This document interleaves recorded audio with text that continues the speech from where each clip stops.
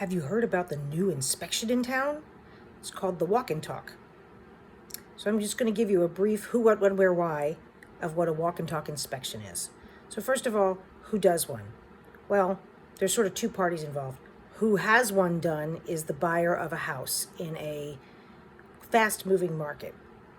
Who performs the inspection is usually a home inspector, but it can also be somebody just very knowledgeable about the trades, maybe a contractor, or anybody, quite honestly, that you want. So what is it? It's basically a truncated, abbreviated version of a regular home inspection in that it happens much more quickly. Usually it takes about 45 minutes as opposed to 2.5 or 3 hours, which is what a normal inspection takes, obviously depending on the size of the house.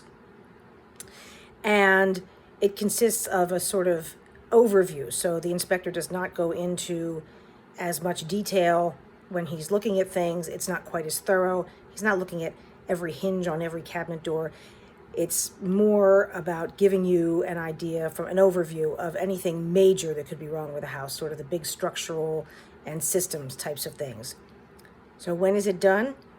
It is often done at the same time that the buyer sees the house for the first time, during that appointment to visit it. In a seller's market with competitive bid situations, there's rarely an opportunity to come back for a second showing. But if you do have the opportunity to do that, you might have seen the property, you're interested in it, you have time before your bid is due, and you may want to then arrange for an inspector to come with you. But many people are trying to make the arrangements for an inspector to join them at their first and often only showing of the property. So where does it occur? Obviously at the property. Why would you do one? Most people who are choosing to do walk and talk inspections are doing them because in a competitive market, their offers are going to be much more likely to be accepted if they don't have an inspection contingency.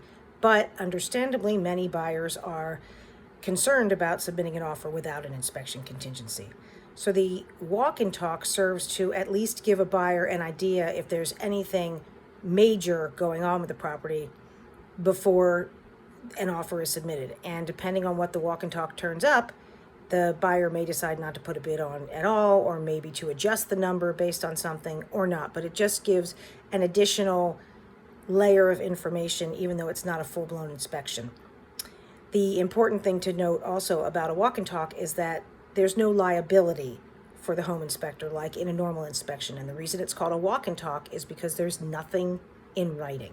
So if you are going to choose to go the route of a walk and talk, understand what the benefits are, and there definitely are benefits, but also the limitations, and be aware going in that whatever you're told by the inspector is just sort of a verbal, quick idea, and you're not going to get anything in writing. Hope that was useful.